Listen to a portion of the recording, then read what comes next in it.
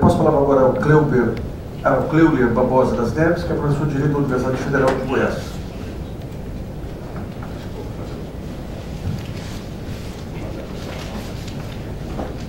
Eu quero, antes de mais nada, agradecer a oportunidade, o convite. Depois quero perguntar para o Narciso como é que ele descobriu lá em Goiás. Eu estou me escondidinho, quietinho, né? Me achar lá, eu tenho que tirar as coisas lá antes de eu voltar. Não ficar com essa ansiedade. Eu vim com ela. Eu vou tentar ser também breve, como colega, já tem muito tempo. Eu vou fazer uma abordagem bem específica sobre o grande objeto da minha tese é a delimitação de área de preservação permanente. Eu vejo o pagamento de serviços ambientais com uma certa... Eu vejo com bons olhos. O meu mestrado foi em Direito Agrário, eu leciono Agrário e Ambiental, são as minhas duas áreas de especialidade. E antes de fazer Direito eu fiz Engenharia e cheguei a ser engenheiro de petróleo na Petrobras. Eu vim de uma área, migrei para outra, enfim. Mas meus estudos hoje em dia são em cima de área de preservação permanente, é o que eu vou procurar abordar aqui, retomando algumas questões iniciais. De uma divisão que o professor Pérez Sampaio Ferraz Júnior faz, buscando partir sempre de questões, né? Eu acho que vou deixar aqui no começo questões e no final questões. Eu levanto algumas, considerando as questões etéticas, a divisão que ele faz lá, ou questões céticas, aquela que a gente pode duvidar de tudo, né? Tem direito de duvidar de tudo realmente. A primeira dela é o que é sustentabilidade. É um conceito muito difícil da gente enfrentar esse conceito. É um conceito muito aberto, né? Mas, do ponto de vista dogmático, o direito brasileiro já enfrentou essas questões. O direito agrário enfrenta isso há um certo tempo. Nós podemos encontrar isso, conceitos, por exemplo, no artigo 2º do Estatuto da Terra. O cumprimento da função social já tinha o tripé colocado aí do social, do ambiental e da produção. Lá no artigo 2º do Estatuto da Terra, de 64 de Castelo Branco. Foi implementado? Não. Depois ele vai sendo retomado com outros nomes, né? Esse nome de função social, se me perguntarem para atividade agrária, o que é uma atividade agrária sustentável, eu vou dizer, olha, se ela cumprir a função social, é sustentável. É sustentável, o que mais você vai exigir do produtor rural? O proprietário rural hoje, muito mais do que um direito de propriedade, ele tem uma pauta de deveres enorme. Uma pauta de deveres extremamente extensa e onerosa. É certo o Estado fomentar ou financiar práticas consideradas sustentáveis? Quer dizer, pagar por serviços ambientais? Eu não estou perguntando se é legal. É legal, já é legal. O artigo 41 aí do chamado Novo Código Florestal é legal. Está lá, para pagar por serviços ambientais. Há um fundamento filosófico que a gente pode discutir sobre se é certo ou é errado. E eu vejo com bons olhos. Eu acho que é possível, porque, do ponto de vista da sustentabilidade que a gente exige, né, a conservação da biodiversidade e tudo mais, se impõe uma limitação de direitos a um proprietário em prol de toda uma coletividade. Portanto, a gente enxerga alguma justiça em que essa coletividade pague a esse proprietário que efetivamente cumpra essa função social. O que é racionalidade, que se fala muito de exploração racional dos recursos hídricos. Vamos discutir então o que é racionalidade. O que é essa exploração racional e adequada? Partindo dos critérios de limitação de áreas de preservação permanente, por exemplo, o professor fez um levantamento aqui. Eu também tenho um da bacia do Ribeirão João Leite, que abastece a Grande Goiânia, que está entre Goiânia, Anápolis, Brasília, esse entorno de Brasília, né, o eixo que tem 85% da população do estado nesse eixo. Eu vou fazer uma apresentação desses dados. E as questões dogmáticas são aquelas mais ligadas ao direito em si. Como vincular receitas públicas a despesas destinadas ao fomento ou financiamento de atividades sustentáveis? Como proteger e conservar com eficácia recursos naturais? Os que eu mais estudo são água e solo. São os meus grandes objetos de estudo. Por isso eu vou focar mais neles também. Vou passar rápido por isso aqui, né? A ciência já tem hoje um modelo bastante de entendimento bastante preciso sobre o ciclo da água, sobre a quantidade de água, a disponibilidade dela no mundo, o que é doce, o que é salgado. Eu não vou ficar nesses dados. O total de água no mundo, né? O que está nos oceanos, nas nuvens, que chove, o balanço hídrico, esses números estão muito bem fechados já. Não vou discutir muito isso, eu vou parar um pouco nessa figura para a gente entender por que se estabeleceu no Brasil as áreas de preservação permanente. E o direito brasileiro, nesse aspecto, ele parte de uma fonte material muito boa, e é um modelo muito bom, né? A área de preservação permanente e reserva legal são invenções tupiniquins muito boas, para serem copiadas pelo mundo afora. Mas, basicamente, o sistema de fluxo hídrico de subsolo da água, quer dizer, ela cai lá no topo de morro, certo? Por isso nós temos que manter a permeabilidade e a porosidade lá. Ela fica armazenada no sistema de capilaridade e flui lentamente até o vácuo. E é isso que mantém os rios perenes na época da seca. Ou seja, quando você caminha pelo vale, ao olhar para as montanhas, nós estamos enxergando as nossas caixas d'água naturais. Portanto, responder a seguinte pergunta: é ou não é preciso preservar topo de morro? Mas é claro que é. É óbvio que é. Em que medida? Essa é uma discussão. Nós vamos entrar. É ou não é necessário preservar a mata ciliar? É claro que é. Em que medida? Bom, o nosso Código Florestal, ele é tipo exportação. O problema dele é a baixa eficácia. Esse é um problema sério. Então essa é uma fonte de material e o nosso código é muito bem adaptado a isso aqui. Ele encontra seus fundamentos aqui. Se a gente fizer uma correlação, está muito bem correlacionado. Esse foi um levantamento feito na alta bacia do Ribeirão João Leite. Eu trouxe, foram 196 nascentes. O córrego de Jurubatuba e o Ribeirão das Pedras se encontram, formam o Ribeirão João Leite, que hoje já existe uma represa lá, vai abastecer a Grande Goiânia para os próximos 20 anos. 196 nascentes. Um fiscal para 196 nascentes vai visitar as nascentes quantas vezes por ano? Esse é um modelo do comando e controle, ele é difícil de ser implementado. A gente pode melhorar com tecnologia, sem imagem satélite. Né? Ali está marcado 50 metros de raio marginal em torno das nascentes, 30 metros para cada lado em cada. Os topos de morro, esse foi o produto da tese. Havia uma expectativa que as maiores áreas de preservação permanente fossem as faixas marginais dos cursos d'água e corpos d'água, mas não foram os topos de morro. A faixa mais representativa foi o topo de morro, que não foi objeto de uma grande discussão agora na mudança do Código Florestal, mas sofreu uma restrição, uma pequena redução agora que vai afetar esse levantamento. Mas aqui eu cheguei, por exemplo, a 20,49% de APP. Como o Código Florestal anterior não permitia a sobreposição de APP e reserva legal, você tinha que ter 20,4%, 20,5%, mais 20%, 40,5%, porque não chegou a 50% no Cerrado. Ou seja, essas propriedades rurais aqui na alta bacia do Ribeirão João Leite tinham que manter preservadas e conservadas quase 50%. Hoje, com o novo Código Florestal, e essa também não foi uma discussão, eu não vi grandes debates sobre isso, mas é possível você fazer a sobreposição de APP e reserva legal hoje e preservar apenas os 20%. Eu fiz uma conta, depois na frente a gente vai ver, do déficit de área que existe no estado de Goiás, de 4 a 8 milhões de hectares. Ele vai desaparecer esse déficit com o novo Código Florestal. Não vai haver mais esse déficit. Quer dizer, era a área já em processo de exploração de atividade agrária, precisava de alguma maneira então ser recuperada e vai sumir. Bom ou ruim? Bom, não sei. Nós estamos discutindo um conflito então entre a produção atual da atual geração e a que tem que ser garantida para futuras gerações. Já existe então um efetivo conflito entre o direito da atual geração de produzir e das futuras gerações. Então está bem batendo a nossa porta aqui. Precisamos ver como resolvê-lo. Da bacia inteira, o Ribeirão João Leite, a mais satélite do uso, a gente sobrepôs os dois mapas, né? Fizemos algo parecido, o professor está fazendo nada, né? Chega a dados interessantes. Da bacia toda, 18,25% é APP. Se a gente pegar cada APP e somar, eu não vou parar aqui em detalhes, 62% em média da APP do Ribeirão João Leite está em uso, e portanto em uso indevido. Com o novo Código Florestal agora, eu vou ver se eu refaço esse trabalho para poder comparar. E agora com o novo Código, o que vai efetivamente alterar? Mas eu lembro que eu lancei uma hipótese logo no começo, até para a convivência do meu avô, né? Meu avô era baiano, migrou para a Fundação de Goiânia na década de 30, e meu pai me falava isso muitas vezes: olha, o produtor rural, ele sabe que ele tem que preservar a nascente, ele não mata a nascente. Aí eu lancei uma hipótese antes de começar a tese. Eu falei: olha, a área que vai estar mais preservada vão ser as áreas das nascentes. As faixas marginais dos corpos d'água, eu lancei como hipótese, não se verificou.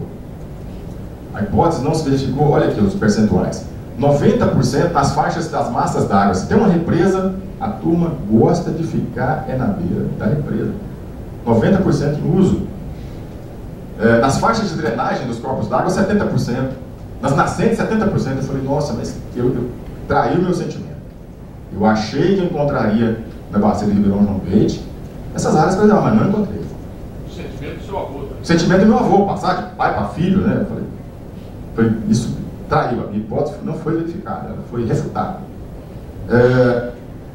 Houve uma comparação, eu peguei uma bacia no Ribeirão João Leite, que era a área de Goiânia, Anápolis, Brasília, 85% da população do estado ali. Peguei o Ribeirão Extrema, em Barro Alto, fora desse eixo.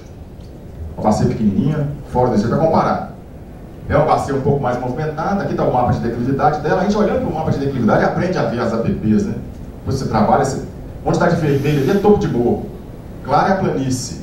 Mas você vê os corpos d'água, as nascentes, você monta facilmente 7 categorias de app e fecha.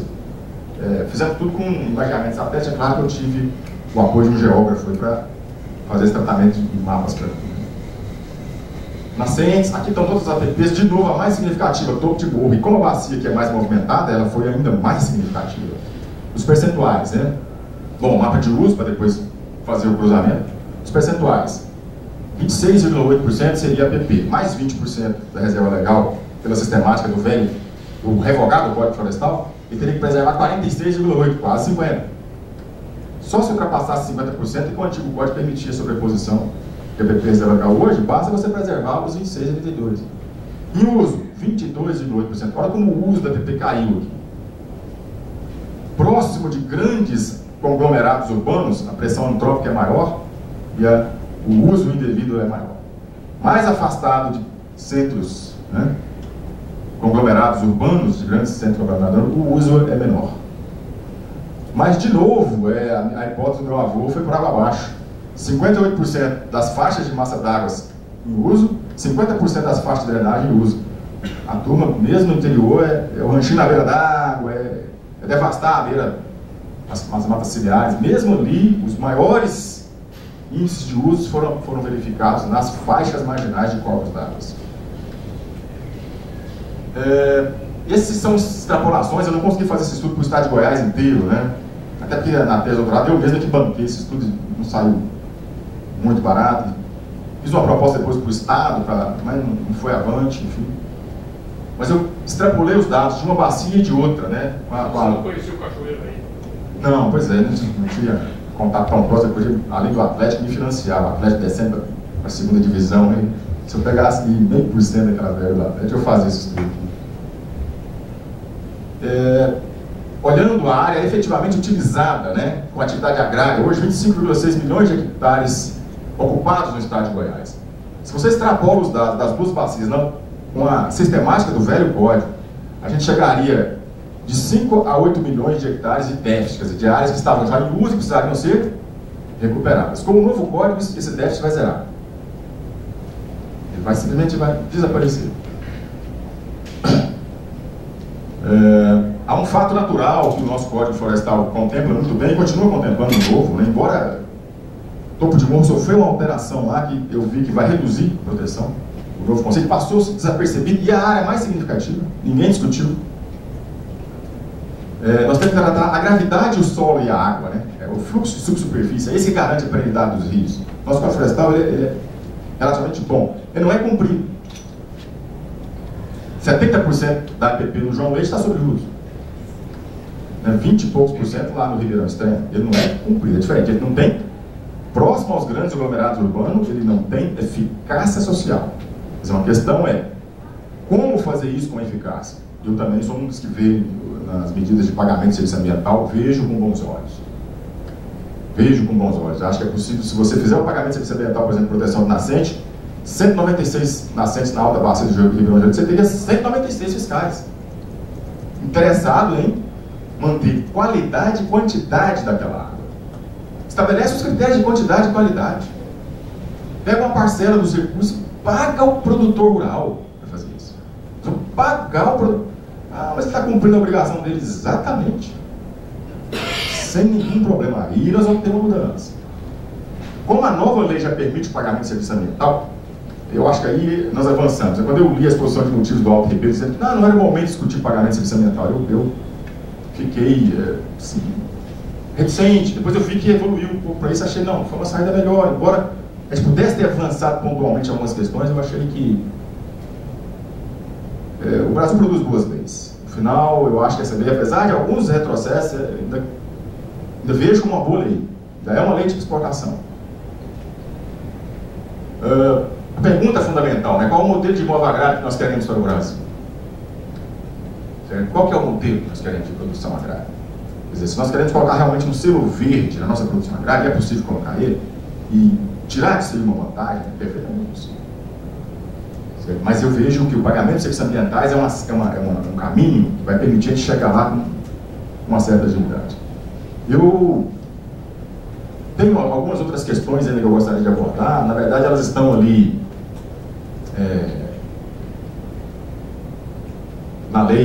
na nova lei, eu trouxe, eu vou me sentar, eu acho que na paga apresentação, não precisa de mais comentários, eu vou tentar, os principais artigos, né, que trazem a possibilidade de pagamento de serviço ambiental. O artigo 41, então, nós podemos até discutir se é certo ou errado, mas já é legal. Está aqui. Diz, olha, mas será que vai implementar? Nós temos que pensar muito agora, senão a lei não pega. Se a gente for retomar um pouquinho, não é uma grande novidade também. O Código Florestal anterior já havia sofrido algumas alterações que contemplavam as duas coisas que esse novo contempla.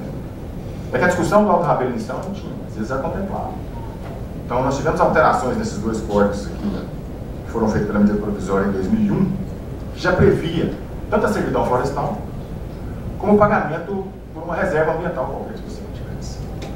O interessante na nova lei é ela permite o pagamento para conservação de biodiversidade, conservação de águas, conservação do solo. Esses três aspectos me chamam muita atenção. É claro que o viés, como eu estudo mais solo e água, e a biodiversidade decorre disso, meu viés vai mais para solo e água, né? Não quero desmerecer a importância dos demais, é o que eu estudo mais. Eu acho que é por isso, a minha visão acaba focando mais nisso. Medidas de compensação, com crédito agrícola, com seguro agrícola, preferências em crédito agrícola e seguro agrícola. O ITR já tinha o abatimento dessas áreas, continua mantendo esse abatimento, né? Utilizar esse recurso arrecadado pela cobrança de água na recuperação de áreas de preservação permanente e reserva legal. Eu acho que a gente tem que também parar de olhar para o produto rural. O produto rural é um dos que mexe com a atividade agrária, que é a menos rentável de todas. Tem a maior pauta de obrigações. Recebe o menor valor depois na cadeia produtiva e fica com o maior risco.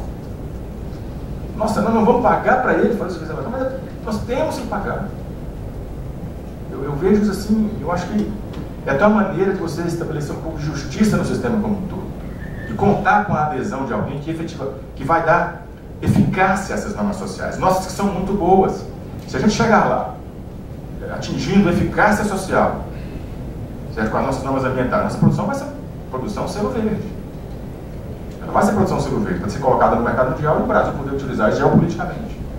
Aí eu acho que tinha uma série de outras questões assim, que seria interessante a gente abordar, mas, por exemplo, a diferenciação tributária, o parágrafo 2º do mesmo artigo 41 permite que quem então passar a seguir o que fala os artigos 4º, 6º, 11 e 12 da lei, ou seja, respeita as APPs de lei, mas tem que respeitar todos, não é fácil.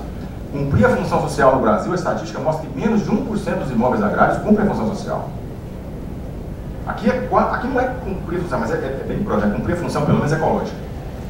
Então, seguir o artigo 4º, seguir o artigo 6º da APP de ato administrativo, o artigo 11, que é a novidade da lei das áreas de uso restrito, as áreas que têm de 25 a 45 graus, elas têm um uso restrito, até 25 graus, então você pode usar. Eu também acho que tem que quebrar isso, e olha, se maçã, café e uva dá em áreas de maior declividade, nós vamos parar de produzir maçã, café e uva. Não faz o menor sentido isso. Agora, nas áreas já mais declivosas, de 25 a 45 graus, ó, o uso vai ser restrito. Ele tem que ser previamente autorizado. Muito bem, é isso mesmo. Essas áreas de uso restrito podem ou não se caracterizar como APP, depende. Foi um novo conceito que foi criado. Mas se você segue, então, como eu dizia, o artigo 4º, 6º, 11 da área de uso restrito e o 12 da reserva legal, você pode ter uma diferenciação tributária para os seus produtos. Na linha do artigo 170 da emenda constitucional que foi alterado lá. Quer dizer, se vai ser válido, vai ser válido. Eu vou poder colocar os meus produtos no mercado com a tributação menor. E eu acho que nós tocamos no ponto central. Tributação, consumo. Nós só vamos enfrentar o consumismo, essa lógica do consumismo, conseguir enfrentar um pouco, colocar internalidades negativas com uma reforma tributária. Eu acho que tributos sobre consumo, eu olharia para o CMS e para o IPI de uma maneira totalmente diferente.